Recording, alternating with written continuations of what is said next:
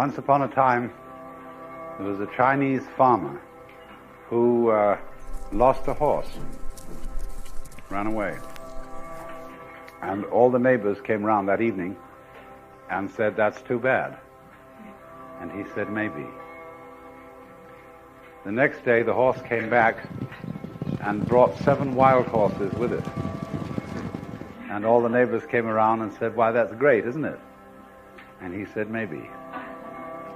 The next day, his son was attempting to tame one of these horses and was riding it and was thrown and broke his leg. And all the neighbors came round in the evening and said, "Well, that's too bad, isn't it?"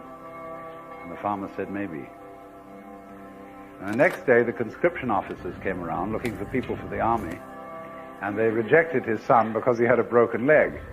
And all the neighbors came round at the evening and said, "Isn't that wonderful?" And he said, "Maybe."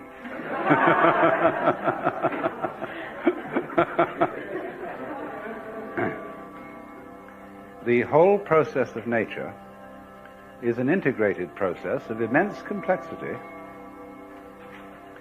and it is really impossible to tell whether anything that happens in it is good or bad,